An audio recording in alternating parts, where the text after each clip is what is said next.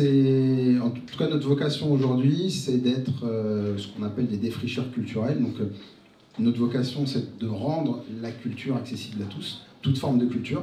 C'est pour ça qu'on est multigénéraliste, on voit de sujets très liés à de la musique, à du cinéma, à des sujets beaucoup plus sociétaux.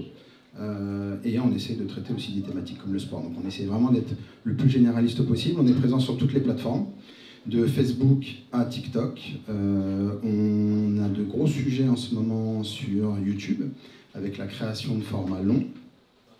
Combini, c'est à peu près une petite centaine de personnes aujourd'hui, réparties selon 2 pôles. Un pôle qui est un pôle dédié aux marques, donc on va imaginer des expériences de marque qui vont être travaillées avec l'ADN de Combini, je vais y revenir tout à l'heure, et on a la partie éditoriale avec une équipe de journalistes qui va, elle, se charger de travailler sur nos différents contenus.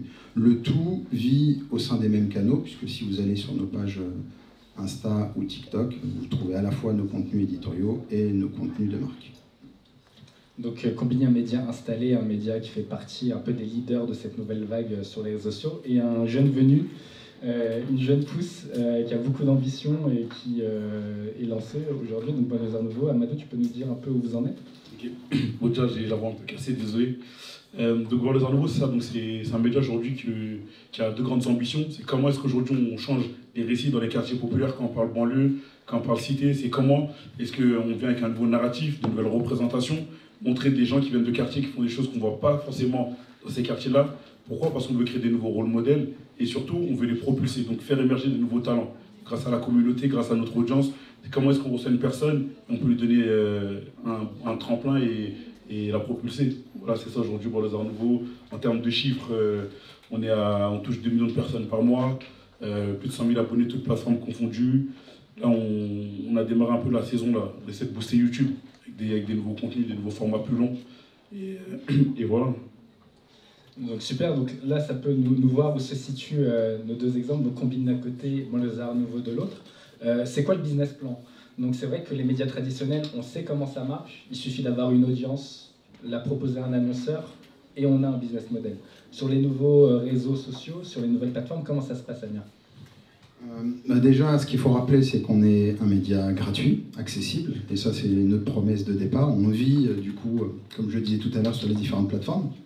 Donc on est aussi soumis aux politiques de ces plateformes, aux changements algorithmiques. Donc c'est pas forcément simple tous les jours d'émerger, ça nous demande d'être systématiquement toujours plus créatifs et de repenser nos contenus. Sur le modèle économique aujourd'hui, ce que je disais tout à l'heure, c'est qu'on conçoit des expériences de marque, donc on va imaginer des contenus qui vont être des contenus qu'on va co-créer avec des marques, le tout étant que ces contenus et ces productions soient conformes à l'ADN de Combini, puisque derrière, l'audience est la même. Donc on va mettre un même niveau qualitatif, un même niveau créatif, tant dans ce qu'on va faire en éditorial qu'en brand, de sorte à ce que les marques, à un moment donné, ne desservent pas notre propos, ne desservent pas notre discours. Et derrière, pour l'audience, l'idée c'est d'avoir des contenus qui soient qualitativement égaux, de sorte à ce qu'il n'y ait pas un décrochage entre les contenus qui sont consommés quand on parle de marque et les contenus qui sont consommés à l'éditorial. Mais si on décompose un peu vos activités, donc à l'édito, on fait les concepts, on fait les émissions, etc. Est-ce qu'il y a d'autres équipes dédiées au commercial, aller chercher des revenus, et comment ça se passe? Oui, si je devais peut-être détailler les différentes fonctions chez nous, on a des journalistes, on a des créatifs qui sont aujourd'hui en transversal, donc c'est à la fois des gens qui vont imaginer des formats pour la rédaction et des gens qui vont imaginer des formats pour les marques. On a une équipe de production dédiée, donc on produit tout nous-mêmes et c'est hyper important de rappeler que on essaye de promouvoir la conception originale et donc c'est important d'avoir des gens qui comprennent ce qu'on fait et qui puissent le plus possible travailler des contenus qui sont en phase avec notre ADN. Et à côté de ça, on a des personnes qui sont dédiées aux marques, donc des commerciaux, ce qu'on appelle des brand stratégistes, donc c'est des profils qui sont plutôt des profils d'agences de pub traditionnellement et qui vont plutôt être dans une logique de planning stratégique et qui vont réfléchir sur la base d'un brief donné à la meilleure manière de faire vivre le brief au sein de Combini. Et on a à côté de ça une fonction qui est hyper importante pour nous, qui est la fonction de talent management, Si vous connaissez Combini, je pense que vous voyez que la plupart de nos contenus sont incarnés par des talents externes. Donc ça peut être soit des créateurs de contenu, des sportifs, des artistes et autres. Et c'est hyper important d'avoir des gens chez nous qui connaissent ces personnalités-là et qui voient d'autant plus si ces personnalités sont compatibles avec un média comme Combini. Donc c'est une fonction qui est hyper importante et qui nous permet finalement de nous renouveler et d'avoir des liens et des relations avec des gens qui, sur certaines époques, ont été peut-être très médiatisés sur des canaux comme la télévision, par rapport à d'autres personnes aujourd'hui beaucoup plus jeunes qui sont des créateurs de contenu sur TikTok. C'est vraiment ce maillage et ce mélange des genres qui nous permet aujourd'hui de promouvoir la culture sous toutes ses formes. C'est très bien que tu fasses ce panorama parce qu'on a beaucoup d'étudiants dans la salle, des personnes qui s'intéressent justement à cette industrie-là, et là, ils peuvent se rendre compte de l'étendue des métiers possibles. Amadou, est-ce que tu peux nous dire, vous, comment vous êtes organisé à Dans Nouveau et comment voilà, tu organises la partie créative éditoriale et la partie où il faut chercher des revenus pour que le média puisse vivre? Okay, ça, donc nous, en termes de business model, aujourd'hui, en vrai, on se rapproche un peu de Combini, un peu plus petit, un peu beaucoup plus petit même, je dirais. Et encore au début, on va dire que j'ai testé pas mal de choses. Donc déjà, pour expliquer un petit peu la chose, c'est qu'en termes de parcours, moi, je suis pas du tout je suis ni de la com, ni des médias, ni des agences. Jusqu'en 2021, j'étais développeur. Donc on va dire que j'ai dû rentrer dans le métier vraiment en autodidacte, en regardant. Quand j'ai commencé, justement, les médias que je regardais autour de moi, je regardais Combini, j'ai un peu de veille sur Brut, des médias comme Bouscapé. Et vraiment, j'ai cherché à comprendre un peu comment ces médias-là, moi, je peux consommer leur contenu gratuitement. Je ne payais pas, mais pourtant, ils avaient des équipes, ils avaient des bureaux, des locaux. Et donc, en cherchant un petit peu, voilà, je me suis rendu compte qu'il y avait un business model qui était un business model qu'on trouvait beaucoup sur les nouveaux médias digitaux comme Combini ou Brut. En fait, c'est de l'agence. Donc, c'est le modèle média-agence.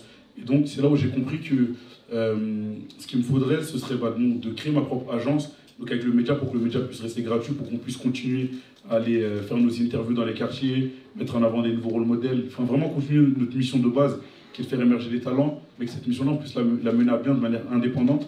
Et donc, en créant BN Agency, pareil, j'ai fait ce travail-là de, ok, maintenant, créer une agence, c'est bien. Mais je suis pas, comme je vous l'ai dit, je ne suis pas du monde des agences. Je ne sais pas comment fonctionne une agence. Et donc, forcément, il a fallu regarder un petit peu. Et là, on voit qu'il y a des agences qui sont spécialisées que dans la pub. Il y en a qui font que de la vidéo.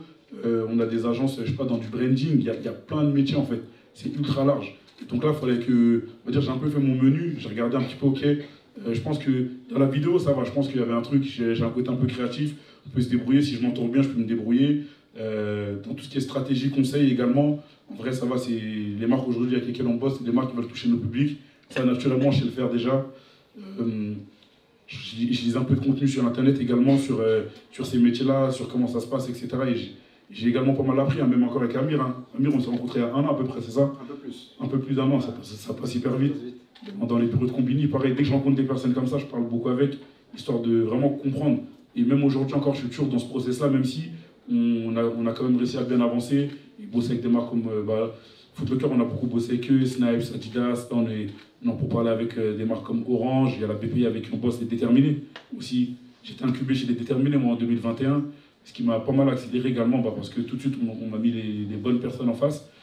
Et donc pour revenir au discours aujourd'hui, nous ce qu'on fait, on est très spécialisé dans tout ce qui est production de vidéos, spots publicitaires, on fait également de la stratégie, du conseil, et la chance qu'on a et l'avantage c'est qu'on a également un média, donc c'est à dire que j'ai une agence et j'ai en plus un média qui fait que demain je peux faire bénéficier de mes partenaires de toute mon expertise et promouvoir en plus, et les promouvoir en plus auprès de notre audience. Du coup, voilà, ce qu'il faut retenir, c'est que en fait, le socle de ton entreprise, ça repose sur 2 piliers. C'est-à-dire, il y a le média, où il y a le contenu gratuit, sur lequel nos amis ici peuvent avoir accès, et la partie agence, où là, tu es plus en relation avec les professionnels, les entreprises, les marques, comme tu dis. Donc, pour expliquer comment fonctionne la complémentarité entre les deux concrètement. Comment ça fonctionne? Aujourd'hui, pareil, une autre chance que j'ai eue, c'est que dès le démarrage, en fait, l'agence, j'ai créé l'agence aussi parce que j'ai remarqué que tu as des gens qui venaient me voir au début et qui me demandaient mais comment on fait pour faire telle ou telle vidéo? Et donc, le média et l'agence, il y a une très belle synergie qui s'est créée. C'est-à-dire que j'ai quasiment jamais prospecté, j'ai même jamais prospecté. C'est là où on commence à faire ça. J'ai commencé à avoir mes premiers clients, on a fait pas mal de chiffres sans jamais être allé chercher qui que ce soit parce que les gens entendaient parler de nous à travers le média. Et une fois qu'ils nous connaissent à travers le média, on voyait ensuite qu'on pouvait faire des choses avec l'agence. Et vice-versa, du coup, quand je bosse avec des clients sur l'agence, eux me payent, donc cet argent-là me permet, moi, d'embaucher des équipes et de travailler avec ces équipes-là. Et donc, par exemple, j'ai des réalisateurs dans mon équipe avec qui on bosse, et donc gratuitement, on peut continuer à créer du contenu pour le média. Et donc, c'est un peu une synergie comme ça qui se crée. Amir, chez vous, c'est un peu pareil, j'imagine. C'est que les marques, en fait, qui sont intéressées pour avoir la patte Conbini, en fait, elles ont été attirées par l'édito, par les contenus qui ont été créés. C'est ça le mouvement qui s'opère? Ce qui est hyper important, et ça a été évoqué en introduction par moi et Amadou, il y a une notion de patte et d'ADN qu'il faut développer. C'est-à-dire qu'avant de pouvoir proposer ces services aux marques, il faut que les marques sachent ce qu'elles viennent chercher. Conbini a sa particularité, on se définit, on s'autoproclame média créatif, donc c'est important aussi, au-delà de le dire, de le démontrer tous les jours, et on a donc des profils créatifs qui travaillent pour que sans cesse on puisse innover sur les formats. Côté Banlieusards Nouveaux, il y a un ancrage très fort et une promesse dans laquelle moi je me retrouve beaucoup sur le fait de pouvoir incarner de nouveaux rôles modèles et avoir des personnes qui peut-être ne prenaient pas la parole auparavant et qui peuvent s'exprimer et des exemples autour d'eux. Et une fois que ces promesses, entre guillemets, ces axes de différenciation sont calés, une fois qu'on arrive à faire la preuve de nos différences, et une fois que l'audience souscrit à cela, c'est évidemment plus facile ensuite de solliciter des marques et de leur proposer, encore une fois, notre expertise, notre ADN. Mais la complexité aussi, c'est d'arriver à proposer à une marque un peu de soi sans se dénigrer soi-même. C'est-à-dire que c'est hyper important et c'est même central de faire vivre une ligne édito et d'avoir des journalistes qui soient indépendants et qui puissent travailler de la manière la plus indépendante possible. Comment tu garantis, excuse-moi, comment tu garantis ça justement? Parce que c'est vrai que on a parlé de la complémentarité, mais aussi il y a peut-être une étanchéité à avoir, et comment tu t'assures qu'elle puisse bien l'être? Alors déjà, c'est hyper important de se dire que on a aujourd'hui, et c'est le cas dans un certain nombre de médias, de journalistes. Donc la notion de journalisme, elle parle déjà d'elle-même.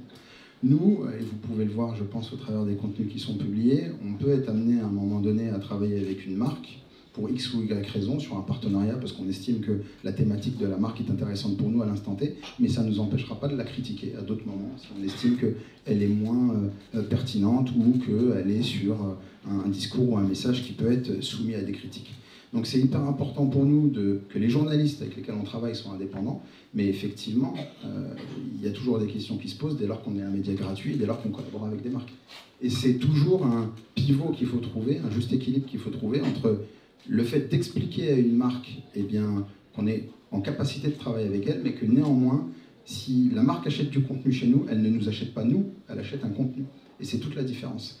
Et dans les faits, tu parles un peu de garde-fou, mais le garde-fou, tant que la caution de Conbini reste intacte, tant que la valeur de Conbini reste intacte, on peut travailler avec des marques. Si on commence à être dans une forme de porosité trop importante et qu'on devient un média au service des marques, on perd de sa valeur.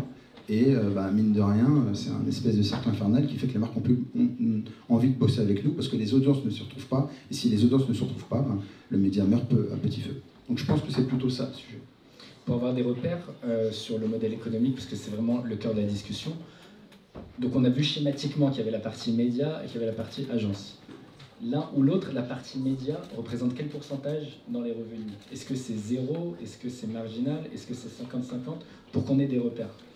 Alors, si moi je découpe un peu nos activités, donc j'ai un pôle qui est dédié aux marques. Ce pôle, il propose du brand content. On a aussi un site sur Conbini, donc on propose de la publicité classique. Typiquement, quand vous allez sur le site de Conbini, alors il y en a de moins en moins qui vont sur les sites internet, mais il nous en reste quand même encore un peu. On a des bannières publicitaires qui s'affichent et donc c'est une source de revenus. On fait aussi des événements, donc on peut être amené à faire des événements physiques. L'idée c'est d'imaginer un concept qui puisse à la fois vivre sur Conbini et dans la vraie vie. Et ce qu'on fait aussi, c'est qu'on propose à des marques de sponsoriser nos formats, certains de nos formats. Si on prend un format qui est un de nos formats les plus connus, qui est le Small Talk, on propose aujourd'hui à une marque de sponsoriser ce format, comme ça se fait d'ailleurs pour tous les créateurs de contenu. Et donc, la marque n'intègre pas le contenu en lui-même, mais elle se positionne comme un contributeur, ou en tout cas un tierce acteur qui permet à tout un chacun de consulter le contenu. Donc ça, c'est nos revenus un peu détaillés. Et aujourd'hui, ces activités cumulées, c'est 100% de notre business model et 100% de notre activité publicitaire. Aujourd'hui, le deuxième pilier qui est la rédaction n'est pas une activité sur laquelle on se rémunère. C'est une, si on parle d'un point de vue purement financier et comptable, c'est une charge. Et c'est ce qu'on génère en termes d'activité publicitaire qui permet de financer toute la partie journalistique. C'est pareil, Amadou, chez vous. C'est-à-dire que grâce à PN Agency, c'est ça qui permet de faire les documentaires, c'est ça qui peut te faire les émissions. Explique-nous. Ouais, non, franchement, Amir, on a le même business model. Donc aujourd'hui, je pense qu'il a bien résumé la chose. Mais quand même, néanmoins, je ne sais pas après comment toi tu as perçu la question, mais aujourd'hui, Bon Les Arts Nouveaux, quand même, nous, de notre côté, nous génère quand même de l'argent. Par exemple, quand Footlocker, ils viennent nous voir, ils nous disent on veut Bon Les Arts Nouveaux. C'est-à-dire qu'on aurait pu leur faire toutes les productions qu'on fait, tous les contenus qu'on fait en marque blanche, mais ils veulent la marque Bon Les Arts Nouveaux. Donc, et moi, je considère qu'à partir de là, c'est le média, tu vois, parce qu'ils viennent que pour le média. Et si on n'avait pas le média, ils ne seraient pas là. Donc, mais chez nous, en vrai, ça se tape, hein. Peut-être 40 médias, 60 agences. On était configurés comme ça à une époque, nous aussi, à un moment donné. C'est-à-dire qu'on avait des journalistes qui pouvaient aussi produire du contenu pour des marques. Et donc, effectivement, les activités étaient un peu scindées. Aujourd'hui, c'est plus le cas. Je pense que dans les deux cas, il y a du bon et du moins bon. Mais aujourd'hui, les journalistes chez nous ne font que du contenu journalistique. Mais je vois bien ce que tu dis, parce qu'il n'y a pas si longtemps, c'était aussi scindé de la même manière. Okay. Et on va revenir sur la patte, sur la différenciation, parce que c'est vrai que qui dit médias sociaux, qui dit réseaux sociaux, dit concurrence. Il y a une offre pléthorique, vous êtes concurrencé même par les créateurs de contenu qui eux-mêmes sont devenus des médias. Comment vous affrontez cela? Tu as évoqué toi la piste où vous-même vous incubez avec la partie talent management vos propres créateurs de contenu. Mais toi Amadou, voilà, il y a des créateurs qui ont leurs propres émissions qui sont un peu sur les mêmes univers. Comment tu te considères? Est-ce que tu dis qu'il y a de la place pour tout le monde? Est-ce que tu dis que Bon Les Arts Nouveaux a son propre ADN qui fait qu'il peut... Voilà, comment tu vois ça? En fait, je ne vais pas dire qu'il y a de la place pour tout le monde, c'est pas vrai. Parce que t'en as qui disparaissent, t'en as qui apparaissent, tu vois. Après, je dirais qu'il y a de la place pour ceux qui arrivent à prendre leur place. Heureusement, c'est assez compliqué. Et comment nous, en tout cas, on se positionne là-dessus, t'as vu, on innove. Hein. C'est-à-dire que c'est la bagarre tous les jours. En fait, je pense qu'il faut aussi accepter les règles du jeu. Tu vois, moi, quand je viens et que je crée mon média, je viens dans un milieu qui existait déjà avec ses règles, ses normes. Et en fait, c'est les gens qui le choisissent. Tu vois. Et donc, forcément, les gens ne vont pas te choisir parce qu'ils t'aiment ou ils t'aiment pas. Faut que tu leur apportes quelque chose, faut que tu aies une valeur ajoutée, faut que tu aies une plus-value. Et donc forcément, voilà, effectivement, aujourd'hui, les créateurs de contenu, en réalité, ce sont des médias. Mais là, à la différence que, là, au moins, il me faut une équipe. Le créateur de contenu prend son téléphone. S'il est bien managé, c'est réglé, tu vois. Donc forcément, c'est l'avantage. Mais après, un créateur de contenu, on va dire qu'il n'aura pas... Je pense qu'il y a des avantages et inconvénients. Moi, par exemple, aujourd'hui, je pense que en termes de positionnement, tu vois, en termes de posture de marque, un créateur de contenu, c'est une personne, c'est un individu. Et c'est plus compliqué pour un individu de devenir une marque, comme si on en a certains, tu vois, mais c'est beaucoup plus compliqué. Des fois, il se fatigue. Tu vois, il va être fatigué, il va être surmené. Il y a des moments où il est en haut, il y a des moments où il est en bas, tu vois. Et donc, ça, c'est le côté négatif. Tu vois, là où avec un média, c'est une entité, c'est un groupe. Moi, demain, je suis pas là. Toi, Yacine, tu peux prendre le relais, par exemple. On travaille avec Yacine aussi en même temps. On bosse ensemble. Mais ouais, donc, et donc voilà, tu vois, ça, c'est les avantages et inconvénients. Mais je pense qu'aujourd'hui, de manière générale, il n'y a pas de place pour tout le monde, malheureusement. Et c'est très, très dur de prendre sa place. Et même nous, aujourd'hui, on est dans cette bagarre-là, tu vois. J'estime qu'on n'a pas encore réussi à bien se positionner, tu vois. Même si on monte petit à petit tous les jours. Combini, on peut vous considérer que vous êtes... en fait, voilà, on va dire qu'il y a plusieurs segments. Voilà, donc, votre taille critique fait qu'avec votre audience, vous avez deux types de concurrents. Voilà, on peut parler des brutes, on peut parler même des grands médias traditionnels. Cette patte-là, pour la cultiver, la différenciation, c'est un mot-clé que j'ai relevé dans ce que tu as dit. Et pourquoi c'est un mot-clé, justement? Différencier. En fait, malgré taille d'un média comme Combini et malgré nos 17 ans d'âge, ce qui est quand même vieux pour un jeune média, on va le dire comme ça, je pense qu'on n'a pas sorti la tête de l'eau. Et je pense que dans l'absolu, quand tu es un média aujourd'hui, tu sors jamais vraiment la tête de l'eau. Je m'explique. On vit une époque ultra intéressante où les contenus fourmillent de partout. Mais en même temps, on est un peu comparés tous les uns les autres. Les médias sont comparés à des créateurs de contenu, vice-versa. Les médias deviennent des créateurs de contenu, les créateurs de contenu deviennent des médias. Et on en oublie un peu pourquoi les uns et les autres existent et comment les uns et les autres sont régis. Je vais prendre un exemple assez concret. Quand un créateur de contenu, alors évidemment il y a tout un sujet de personal branding et de développement de la communauté. C'est pas tout le monde qui prend un micro et qui fait des millions de vues. Mais une fois qu'on arrive à faire ce travail-là et qu'on arrive à intéresser un public, il y a un schéma qui est assez basique, il y a un schéma financier. Aujourd'hui, je l'expliquais tout à l'heure, Combini c'est 100 personnes. Moi quand je fais un contenu qui fait 2 millions de vues, j'ai 100 personnes derrière. Donc après évidemment ça multiplié par le nombre de contenus. Un créateur de contenu, il a un studio, il a un caméraman, potentiellement à un certain moment il peut même filmer avec son smartphone. Donc on a une équation financière qui n'est pas du tout la même. Et on se retrouve malgré tout à être comparé, puisque la réalité c'est qu'à la fin, ce qui compte c'est que le contenu soit vu et soit pertinent. Et donc ça pose plein de questions. Ça peut donner envie à des médias de prendre des raccourcis et à se dire, bon finalement, pourquoi je prends des journalistes? Je peux donner une information, et l'information, je n'ai pas forcément besoin qu'elle soit étayée, puisque de toute façon, est-ce que ça compte en somme? Et d'ailleurs, ça ouvre des brèches à d'autres médias qui sont des médias plutôt extrêmes et plutôt côté droite, avec des nuances qui ne sont pas toujours très claires entre une vraie information journalistique et un avis donné comme on donnerait dans un bar PMU. Et ça, c'est compliqué. Donc, il faut systématiquement réaffirmer nos valeurs. Il faut systématiquement expliquer pourquoi on fait du journalisme, pourquoi on va sourcer les informations et pourquoi c'est un journaliste qui le fait et pas forcément un créateur de contenu. Et en même temps, on ne peut pas tourner le dos à ce qui se passe. On ne peut pas tourner le dos à la manière dont le digital et le social se consomment aujourd'hui. Donc c'est la raison pour laquelle nous, on essaye en tout cas de concilier à la fois une logique très pédagogique, sociétale, avec des gens qui vont réfléchir à des sujets, les sourcer, les anglais, et en même temps, on fait aussi la promotion de la culture et de l'entertainment avec des personnalités, des artistes qu'on accueille, et à ce moment-là, on va être beaucoup plus léger dans la tonalité et dans le traitement. Mais systématiquement, on est obligé d'innover, de proposer de faire une proposition éditoriale qui soit différente. Sinon, le contenu n'est pas vu. Si le contenu n'est pas vu, au bout d'un moment, on nous oublie. Et tu parlais de Combini comme étant une marque installée. Moi, je pense très sérieusement que si un média comme Combini disparaissait du jour au lendemain, je pense que ça ne gênerait personne, puisqu'à côté de ça, tu aurais d'autres médias qui verraient le jour et qui supplanteraient Combini. Donc, c'est une équation un peu compliquée. C'est l'écosystème actuel, c'est vrai. C'est l'écosystème actuel. Et je parle d'un média, c'est valable aussi pour les marques. Aujourd'hui, il y a des marques qui disparaissent, on les oublie, d'autres marques arrivent, etc. Donc, il y a une notion aussi. Je pense qu'il y a une notion mémorielle qui fait que tu es constamment obligé de te battre et de te challenger. Moi, je vais vous donner un exemple et je finirai là-dessus.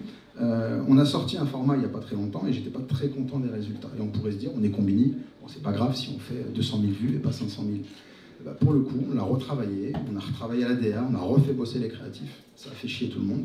Mais si tu n'as pas une exigence créative et qualitative qui soit au top niveau, si tu n'as pas des standards, petit à petit tu décroches. Et puis tu as d'autres qui arrivent, qui sont meilleurs que toi, qui ont de l'énergie, qui ont du jus, et petit à petit tu t'effaces. Donc ce que je comprends dans ce que tu dis et ce que a dit Amadou précédemment, c'est l'écosystème est tellement saturé, la concurrence est telle sur tous les secteurs qui fait que s'il n'y a pas un niveau d'excellence garanti, tu peux disparaître du jour au lendemain.